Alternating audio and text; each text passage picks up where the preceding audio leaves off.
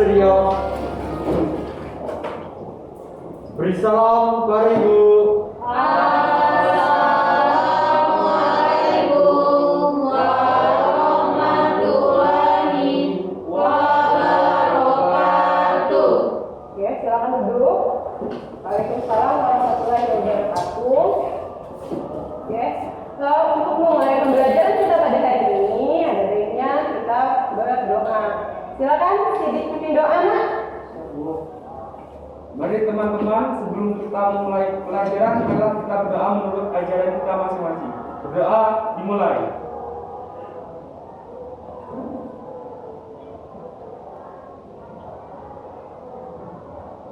Doa selesai.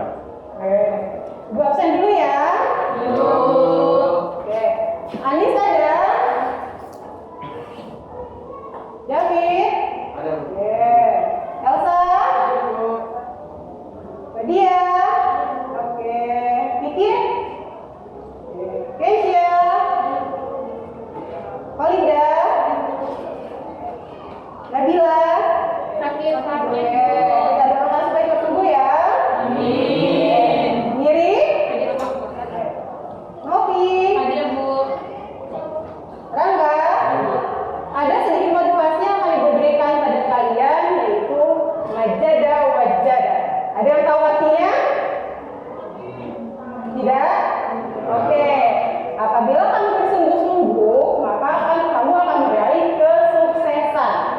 Oke, jadi dalam belajar kamu harus bersungguh-sungguh. Apabila misalnya kamu tidak bisa, kamu cari lagi, cari guru yang lain atau cari informasi yang lain sampai kamu bisa.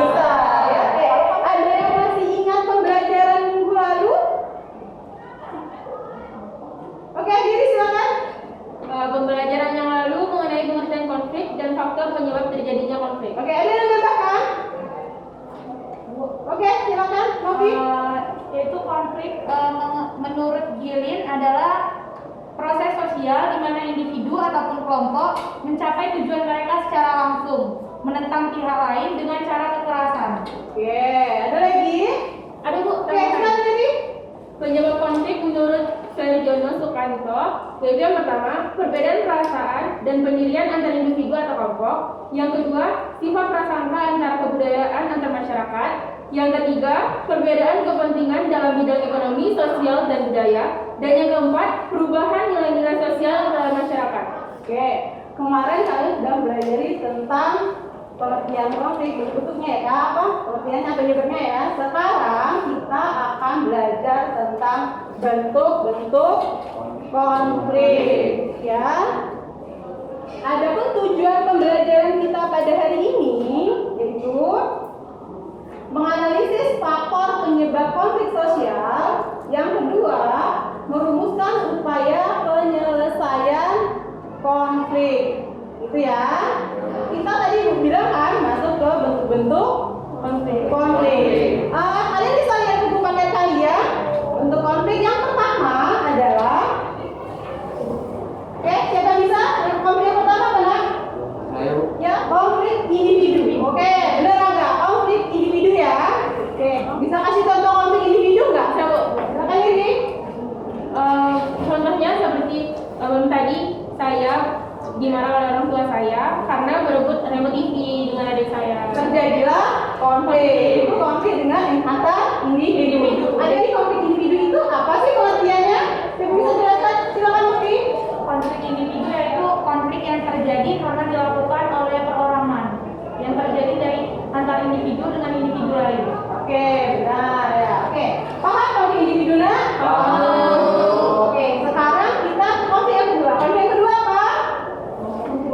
Oke, Elsa silakan. Konflik rasial. Oke, konflik rasial. Apa sih itu ras? Siapa yang bisa jawab? Apa itu ras? Oke, silakan. Ras adalah ciri-ciri manusia, Bu. Oke, jadi fisik manusia. Oke. Ada pernah lihat konflik ras nggak sih? Oke, silakan. Yaitu kejadian tahun lalu di mana orang ras negroid yaitu George Floyd dibunuh oleh oknum polisi di Amerika. Konflik yang pernah terjadi di Indonesia, konflik ras, ini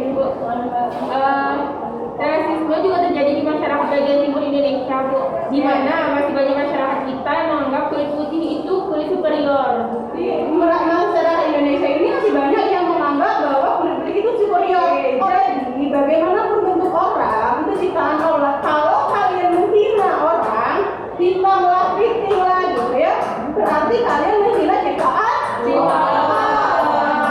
Tidak lanjut ke konflik apa lagi? Konflik kelas. Konflik kelas. Apa sih konflik kelas? Bisa kasih contoh dulu apa itu konflik kelas? Oke, silakan Kesia. Konflik kelas itu adalah konflik yang terjadi karena adanya perbedaan kepentingan antar kelas di masyarakat. Misalnya tubuh perbedaan konflik antara karyawan dan perusahaan untuk menuntut kenaikan upah. Dan mereka berunjuk rasa karena mereka merasa pekerjaan mereka itu berat, banyak, ya, tetapi digaji dengan upah yang rendah. Jadi konflik kelas itu seperti apa? Oke, silakan. Karena adanya perbedaan antara antar kelas di dalam masyarakat. Oke, ada perbedaan antara kelas di masyarakat. Oke, lanjut. Konflik apa lagi? Konflik politik. Oke, konflik politik. Ada yang pernah tahu politik? Oke, silakan Tiara. Kalau misalnya misalnya konflik politik di Papua, seperti organisasi Papua Merdeka, mereka ingin memisahkan diri dari Indonesia karena mereka merasa bahwa pemerintah Indonesia itu tidak adil terhadap mereka, Bu. Oke, benar ya. Oke, itu konflik Politik. Nah, konflik apa lagi? Oke, silakan. Konflik internasional. Oke, konflik internasional. Ada yang bisa kasih contoh konflik internasional? Ya, silakan Vivi. Ya, silakan Vivi. Konflik antara Indonesia dengan Malaysia terjadi karena Malaysia mengklaim bahwa rendang, reog, dan juga batik adalah milik Malaysia, bukan milik Indonesia. Apa sih jadi konflik internasional itu apa? Bu, Ya, silakan. konflik internasional adalah konflik yang melibatkan beberapa kelompok negara yang memiliki kepentingan masing-masing. Konflik internasional biasanya terjadi karena perselisihan antara dua negara dan kemudian berlanjut pada negara-negara berikutnya. Oke, benar ya. Jadi konflik antara kedua negara.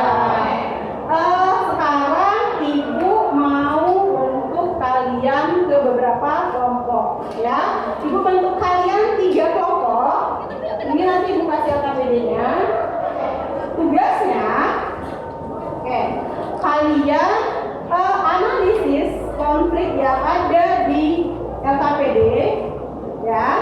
Nanti kalian analisis konflik ini, konflik apa kalian analisis, terus kalian cari upaya penyelesaian konfliknya. Kalian bisa menggunakan buku paket.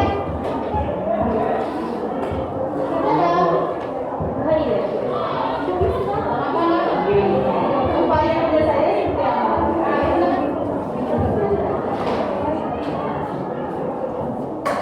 Menganalisis tentang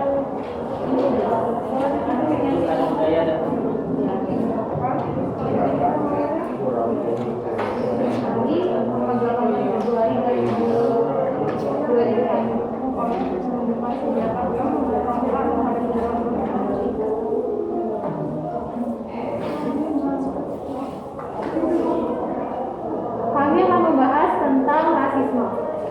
Rasisme cukup banyak terjadi di Indonesia, namun sangat jarang untuk dibahas karena termasuk isu yang sensitif.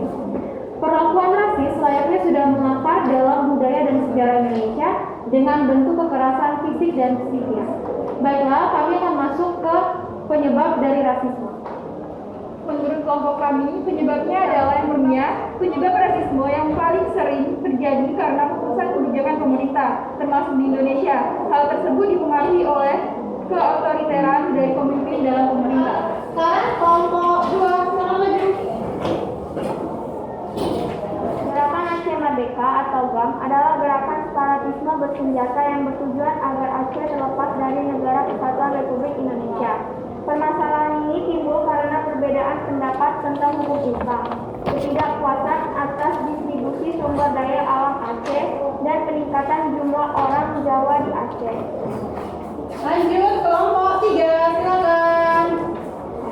Di sini kami dari kelompok 3 akan menjelaskan mengenai konflik sampit. Baik, sebelum itu kita harus mengetahui latar belakang dari konflik sampit. Pada saat saat itu penduduk Madura pertama kali tiba di Kalimantan Tengah tahun 1930 di bawah program transmigrasi yang dirancangkan pemerintah kolonial Belanda. Hingga tahun 2000, transmigran asal Madura telah membentuk 21% populasi Kalimantan Tengah. Suku Dayak mulai merasa tidak puas dengan persaingan yang terus datang dari Madura.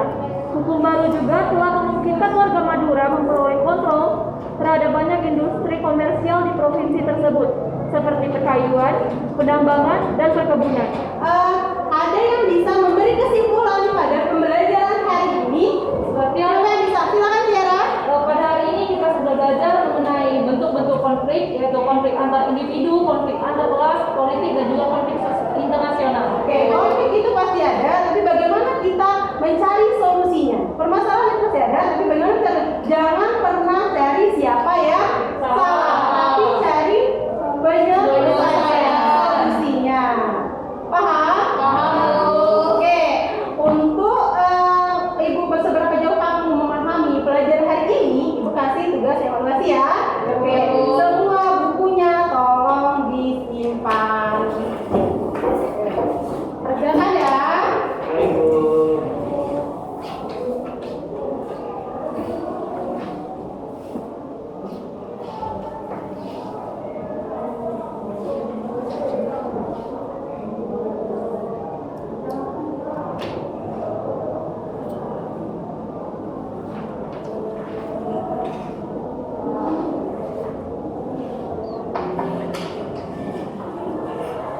Rata-rata dari kalian sudah banyak yang benar, dari nilai kalian sudah cukup paham dengan materi bentuk-bentuk konflik sosial. Ya, oke. Bagaimana pembelajaran hari ini? Oke. Hari ini sudah menyenangkan karena kami melakukan presentasi sehingga dapat berdiskusi di dalam kelompok, dan dengan hal ini kami dapat lebih mengerti tentang materi yang dipelajari pada hari ini. Oke, untuk pertemuan minggu depan kita akan mempelajari dampak konflik sosial. Nah, oke ya. Oke, pertemuan hari ini cukup sekian. Terima kasih. Jaga terus protokol kesehatannya. Oke, semangat terus belajarnya. Ya, oke, kita tutup dengan doa. Silakan Sidik pimpin doa. Marilah kita berdoa menurut kepercayaan kita masing-masing. Berdoa dimulai.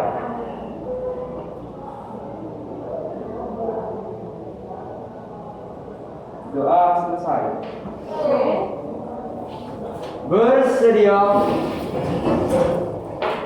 Beri salam kepada Ibu. Assalamualaikum warahmatullahi wabarakatuh. Oke, wassalamualaikum warahmatullahi wabarakatuh.